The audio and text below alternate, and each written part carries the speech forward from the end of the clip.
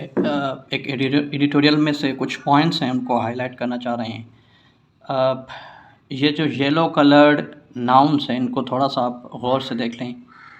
The country, the Pakistani, the distinction, the protest, the house, the PMLN, the PMLN, the PTI.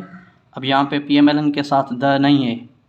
The home, the meanest, again PTI के साथ यहाँ पे दी नहीं है। ऊपर पीटीआई के साथ द थी, यहाँ पीएमएलएन के साथ द थी, यहाँ पे नहीं है। यहाँ पे भी पीएमएलएन के साथ द है, पीटीआई के साथ यहाँ पे द नहीं है, यहाँ पे द थी। पीएमएलएन के साथ यहाँ पे दी नहीं है। The country, the PTI, again देखें पीटीआई के साथ यहाँ पे द नहीं है, यहाँ पे द है। दी राइट, दी पीएमएलएन, ऊपर आप देख लें पीएमएलएन के साथ द नहीं है। The PMLN, the driving, the same, the PTI, the country, the dribbling. अब इशू क्या है? almost every sentence has the.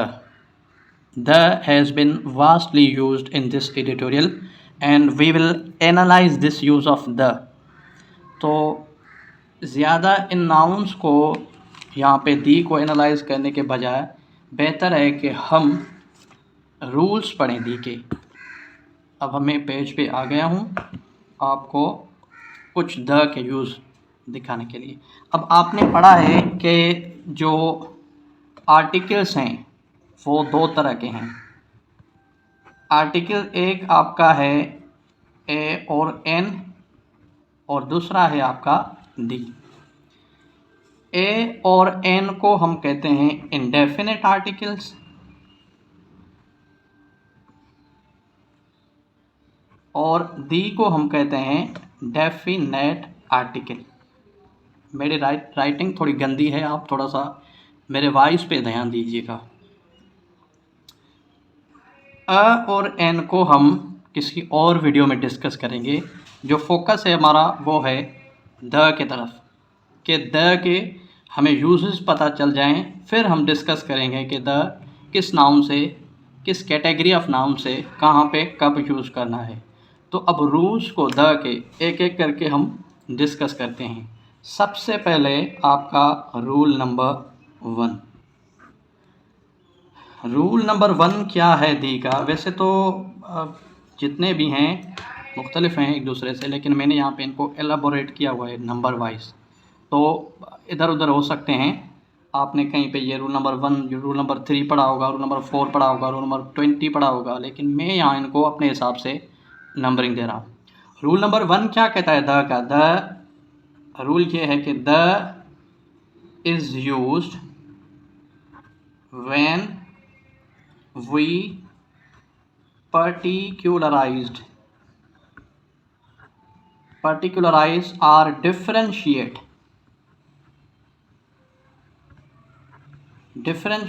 any noun, thing or any number। ठीक है। अब rule number 1 is very clear. The हम तब यूज़ करेंगे, उन नाउन्स के साथ हम यूज़ करेंगे जिनको हम या तो पर्टिकुलराइज करें, यानी उनकी हम निशानदेही करवाएं, या हम उनको डिफरेंशिएट करें। ठीक है। एग्जाम्पल्स में से इनको हम इस रूल को और एलाबोरेट करते हैं।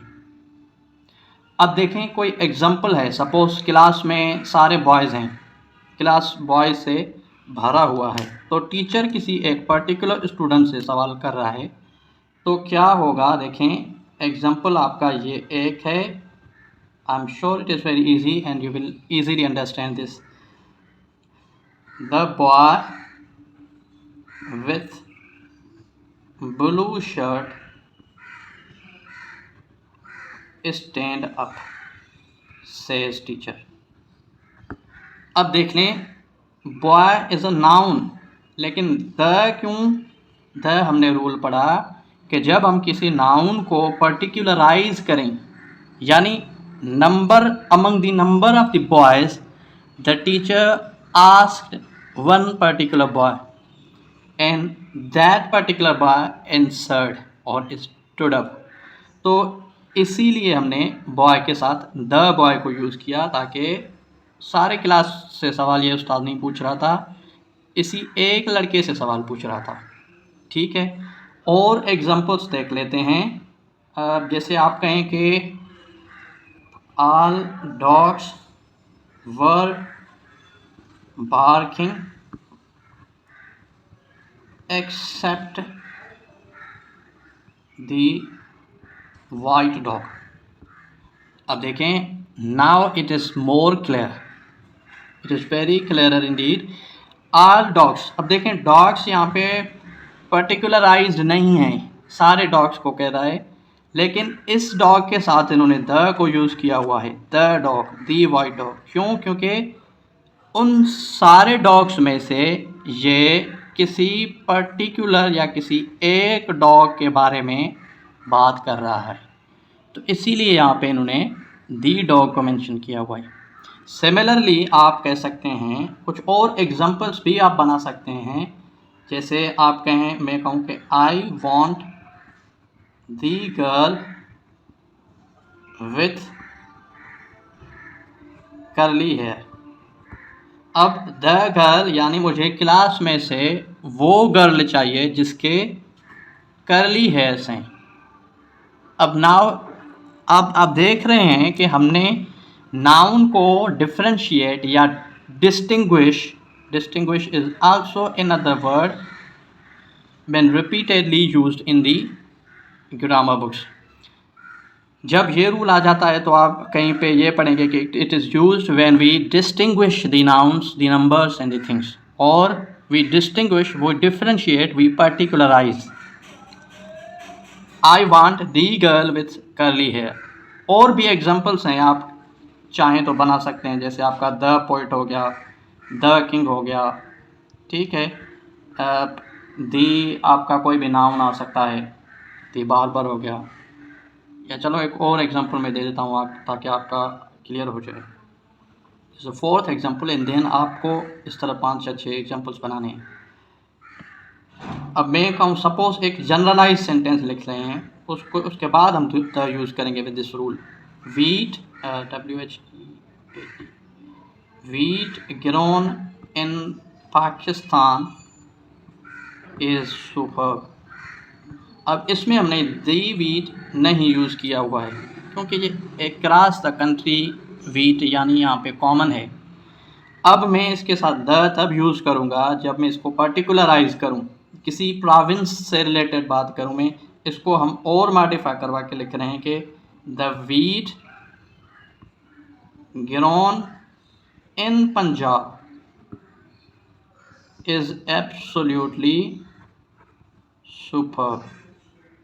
अब आप देख रहे हैं कि वीट के साथ हमने दी को यूज़ किया।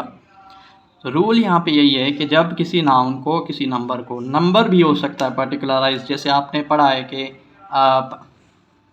दी फर्स्ट, दी सेकंड,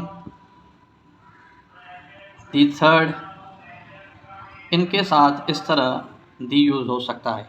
ये आपका एज अ नंबर था, दी third boy, the second boy, the fifth paragraph, इस तरह यूज़ होता है। और थिंग्स भी यूज़ हो सकते हैं, जैसे आपकी ये पेन है, आप देख रहे हैं, जैसे ये पेज है देख रहे हैं, जैसे ये पैड है देख रहे हैं, थिंग्स हैं ये सारी। दी ब्लू पेन हो गया ना, दी इंक जेल पेन। तो we particularise this pen from other pens. तो इसीलिए ये रूल आपको याद होना चाहिए। अब चलते हैं अपने दूसरे रूल की तरफ। नंबर सेकंड जो रूल है हमारा, वो भी इस तरह से ही है, बहुत आसान है, you will easily understand it. Number 2 rule क्या है, क्या कह रहा है? दी, आपका ये डेफिनेट आर्टिकल इज यूज्ड या will be used with nouns repeated in sentence before। Repeated कह रहे हैं या आप यूज्ड भी कह लें, कोई ऐसा नाउन जो सेंटेंस में पहले यूज़ हुआ है, अब दोबारा उसको आप मेंशन कर रहे हैं। The is also used with the noun repeated, used और mentioned before in the sentence. ठीक है, सेंटेंस में पहले कोई नाउन आपने इस्तेमाल कर लिया है, जब आप उसको दूसरी या तीसरी बार इस्तेमाल करेंगे तो आपने उसके साथ दी यूज़ करनी है। अब एग्जांपल्स देख लें, मैं कोई जनरल एग्जांपल लिख रहा हूँ, जैसे मैं कहूँ कि अ बेगर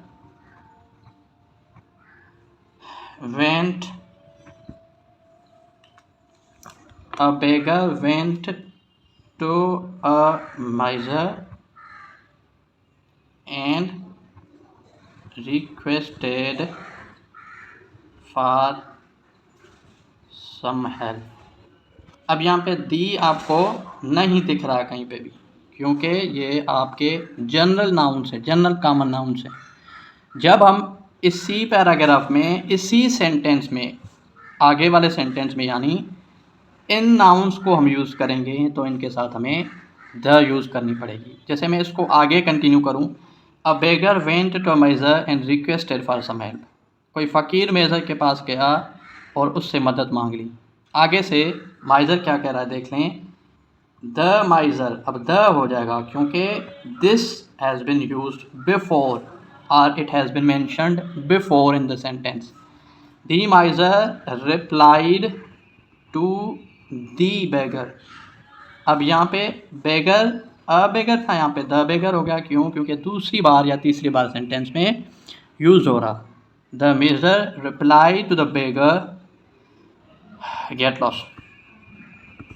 अब मैंने पहले भी बताया कि मेरी राइटिंग गंदी है, लेकिन आप मेरे वॉइस को अगर कैच करेंगे तो आपको आसानी से समझ आ जाएगा। चलो कोई और सेंटेंस बना लेते हैं। थोड़ा सा पहले सेंटेंस हम जनरल कर रहे हैं, उसके बाद हम इसको मॉडिफाई करेंगे द के साथ। A man went to a forest, he saw a lion. अब देखने सेंटेंस ये है, a man went to a forest, he saw a lion. अब मैं इसी पैराग्राफ को, इसी इवेंट या इसी स्टोरी को आगे कंटिन्यू लिख रहा हूँ, तो मैं कैसे लिखूँगा? अगर इनमें से मैन है, ये फॉरेस्ट है और ये लायन है, आपके तीनों नाउन से। अब इनको मैं जब दोबारा यूज़ करूँगा तो द के साथ यूज़ करूँगा, अ के साथ नहीं। The lion attacked the man in the forest.